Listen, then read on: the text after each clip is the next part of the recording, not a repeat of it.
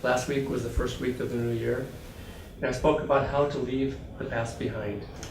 And the best way that the masters gave us, that Krishna gave us in the Bhagavad Gita, as Krishna said, offer yourself to me and your sins will be forgiven. Our Guru, Paramahansa Yoganandaji, put it a different way. He said that in the Mahabharata, which is very symbolic, he said that the forces of evil are too numerous to count, and that the forces of good, the Pandavas, are just a few. And he said, of these few, the most important, by far, is this one simple rule: love God. And then he added, to those who love much, much is forgiven, which is a quote from Jesus Christ. And so the best way to leave our mistakes, our mess-ups of the past, our faults, and just let them completely go, is to offer them with devotion and with loving self-offering to the divine. And then I also added that this coming year, the foundation to build a really powerful and strong spiritual practice is also this very simple rule that Yoganandaji gave us, which is simply to love God. And I added something which is very sort of unusual concept, which is developing devotion as a habit. And it's a strange idea to think that maybe we take devotion and we sort of water it down to just merely a habit. I don't have time to get into what I got into last week, but I have a blog article I wrote on the ananda.org website. Just go there and Google devotion as a habit. And you'll see a very interesting article about ways to cultivate, awaken, inspire, encourage our own devotion. And I think I'm just going to add one more thing about it this week, which is that I've seen in the last week even that different people have a different idea of what devotion means. I think people define devotion as how much love for God that they have, and it's kind of sort of limits it in a certain way. If you read the lives of the saints and the masters, what they define as devotion pretty much starts where most people leave off. It's an intense, deep yearning for God, more desire for God than anything in the whole world, all their desires and their attachments. Master Yoganandaji said that the path of Kriya Yoga, he compared it and defined it as the airplane route to God, because it's the quickest way to God. One of his disciples took this analogy a bit further, and he said that the Guru is the pilot, which makes a lot of sense. That's who we want piloting our airplane. I have a friend who I was encouraging them with the techniques of this path, because tonight's topic is devotion plus technique.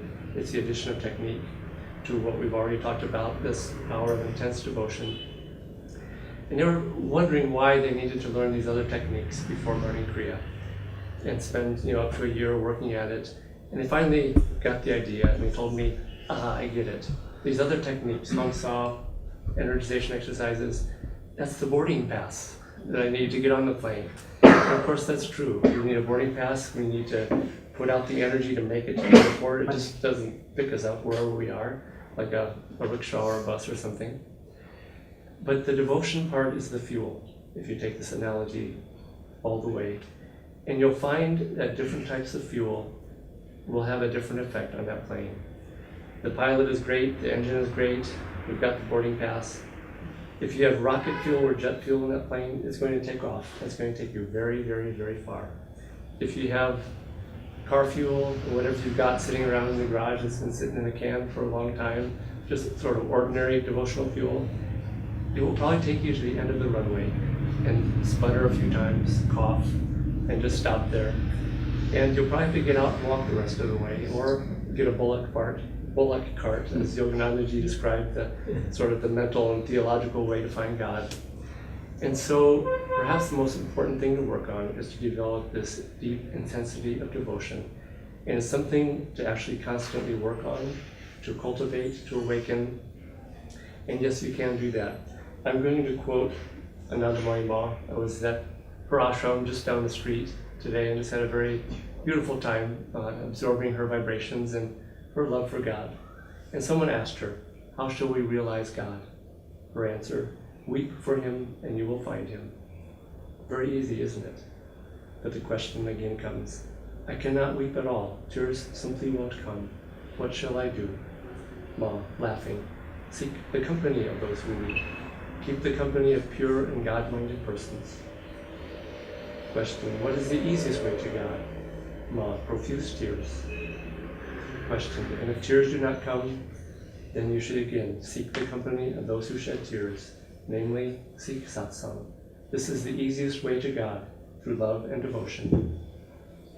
And so this is the type of devotion we're talking about. We're not talking about ordinary car fuel devotion or diesel fuel or whatever it takes. We're talking about jet fuel or rocket fuel. And Yoganandaji put it the same way. He just talked about this intense yearning for God that replaces the desire for anything. And it's at a level of intensity that I think members of our family will probably consider us crazy for having that intense desire for God. Look at Yoganandaji's family. They thought he was crazy, of all people. So you can imagine what people are going to think about us, but that's the intense desire that Yoganandaji was talking about. And if you can cultivate and create that fuel and awaken it, it's going to take you very, very far. We have the pilot, we have the airplane, we got the guru, we have the boarding pass. Fuel is probably the one thing that's lacking for most people, because not only will it open your heart to receive divine grace more deeply, but it will also motivate you to practice the techniques. Which brings us to this concept of adding devotion and technique. Because this path of Kriya Yoga and really deep, true spiritual paths are an extraordinary, I wouldn't even say, Yogananda said, the way he put it was, Kriya plus devotion works like mathematics. It cannot fail. And it's very interesting because you'll see with many and most spiritual teachings, they emphasize either devotion or technique. Occasionally, a teaching will give emphasis to both, but almost like at separate times. Now you do devotion, now you do technique.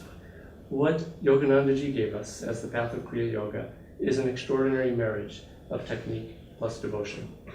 And both of them are important. One is, I would say, not more important than the other. In the Bhagavad Gita, Krishna puts it so succinctly. He says, "For those who venerate me only, offering to me all their actions, their minds concentrated on me by yoga practice, and their hearts' feelings uplifted to me in devotion, such devotees I rescue from the ocean of mortality." I'm just going to repeat one part. Their minds concentrated on me by yoga practice, and their hearts' feelings uplifted to me in devotion. And that describes what Yoganandaji and our gurus gave us as this extraordinary airplane route to God. And another way that Yoganandaji put it, he told a very interesting story. And I'm going to read his words because he puts it so well. And he told these words to our teacher, Swami Kriyanandaji. So this is the master speaking. "I once met a man in India who had been following the path of devotion for 20 years. I could see that because of his devotion and sincerity, he was ready for an experience of God. But his devotional path had not given him that experience. He needed Kriya Yoga. He wouldn't accept it from me, however. He insisted on being loyal, as he thought, to his own path to God. It isn't a question, I explained, of changing your path to God. Kriya Yoga will guide you toward fulfillment in your path of devotion. But you're like a man who has lived for 20 years in a room, trying to get out through the walls, the ceiling, the floor. What I am offering to do simply is show you where the door is." Well, finally he relented and took Kriya initiation. Within a week, he had the experience of God that he'd been seeking those 20 years. Kriya Yoga, the master concluded, takes you onto the universal highway where all bypaths of spiritual practice meet. Now, what's interesting about this story, I think a lot of Kriya Yogis automatically think, and if there's such a thing as a proud Kriya Yogi, they would think, see, that's the power of Kriya Yoga. That shows that Kriya is the greatest thing that you can do. But how many Kriya Yogis have a complete vision and fulfillment of their devotion to the Lord as they worship Him within 1 week of learning Kriya Yoga? Not too many, I don't think. But if they had that intense devotion that this man had as a bhakti yogi, they would. And it's that combination of those two together that really gives extraordinary power to these teachings. That man, I can imagine, probably had jet fuel in his devotional fuel tank. And so remember that when we can really work on this, cultivating devotion, awakening it, satsang, all these different ways that we can do it. Devotion as a habit is another way that is really, I found, very, very helpful over the years. You'll find that the combination of those two is truly extraordinary.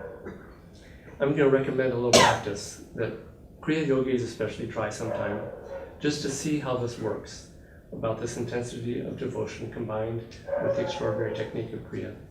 Normally, we're taught as Kriya Yogis to do a little bit of centering with Hong Sa before we get into Kriya Yoga technique.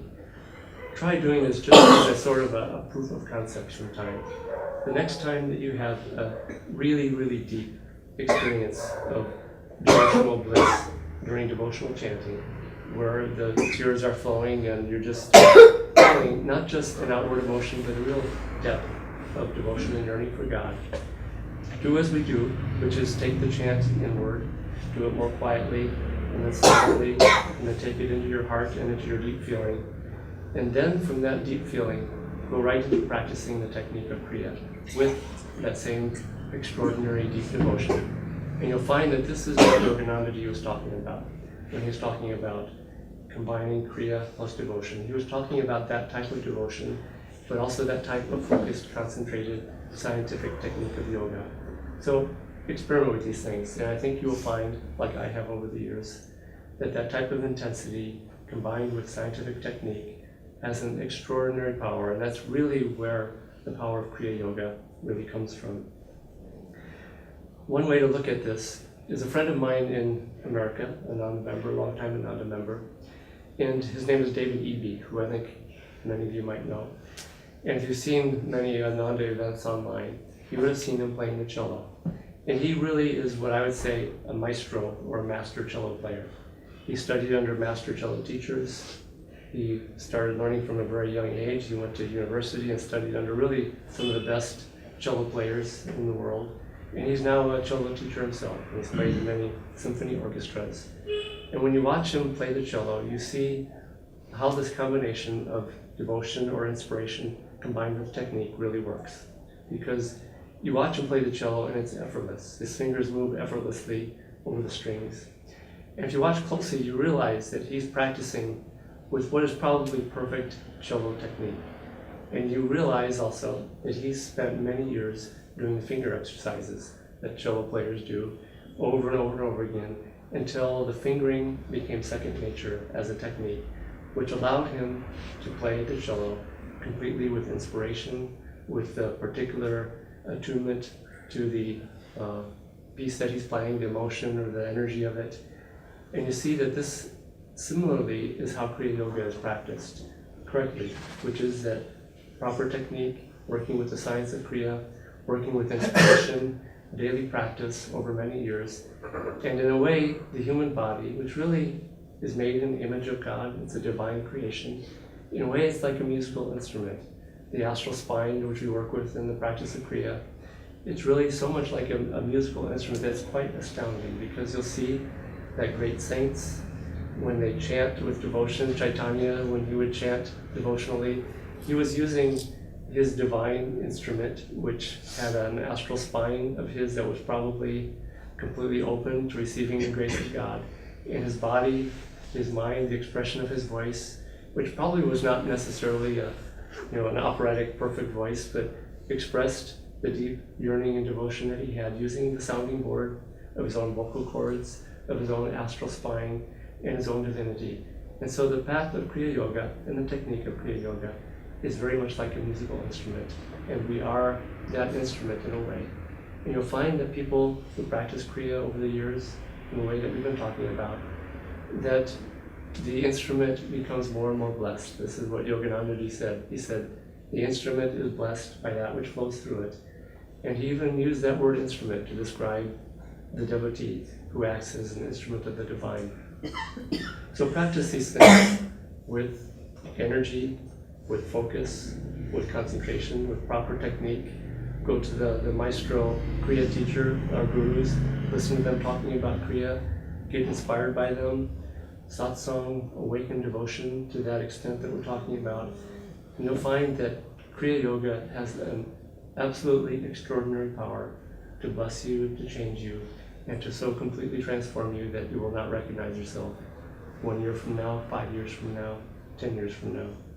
I'm going to close by just mentioning something that is a way that the science of Kriya works as a technique. In the Yoga Sutras of Patanjali, he talks about one of the important steps on the path to moksha. He talked about it as pranayama, which is control of the life force. And in the context that we're talking about here, we're not just talking about the life force as some impersonal energy, but control of the feelings, the emotions, the waves of the heart. And you'll find that people who don't have that control are basically go up and down through life, like being on a roller coaster, to their emotions, to what Yoganandaji called the reactive process, meaning that you're always a victim of whatever is happening in your life, whatever positive, whatever negative. It's basically a roller coaster ride of emotions. And I have a feeling that people probably go through thousands of lifetimes of doing that. And you'll see people who live in their emotions, they kind of like the highs and the lows and the roller coaster ride, the thrills, the chills, and all the screaming that people do on roller coasters, and they kind of see that as fun. But I think probably for everyone here, we probably have done that thousands of times, and we're kind of tired of that. As Yogananda said, he called it the anguishing monotony of living basically in the reactive process, the emotions. And so Kriya Yoga takes the waves of feeling that tend to go out through the heart into involvement in the world, and it changes that flow, reverses it inward, and offers it upward. And it gives us the ability and the control to be able to do that. I'm going to end with an affirmation that Yoganandaji gave us, and we'll do this affirmation together. He said, "Teach me to own again, oh own again, my matter-souled mind and brain, that I may give them to Thee in prayer and ecstasy, in meditation and reverie." And this so perfectly describes the power of technique added to devotion, because it gives us the power to be able to give ourselves completely to God with holding nothing back. So let's do this affirmation together. We'll do it first very loudly, and then softer, and then take it into our superconscious mind, our intuition, and start using your will to really say this with energy. Teach me to own again, oh own again. Teach me to own again, oh own again. My matter-souled mind and brain. My matter-souled mind and brain. That I may give them to Thee. That I may give them to Thee. In prayer and ecstasy. In prayer and ecstasy. Meditation and reverie. Meditation and reverie.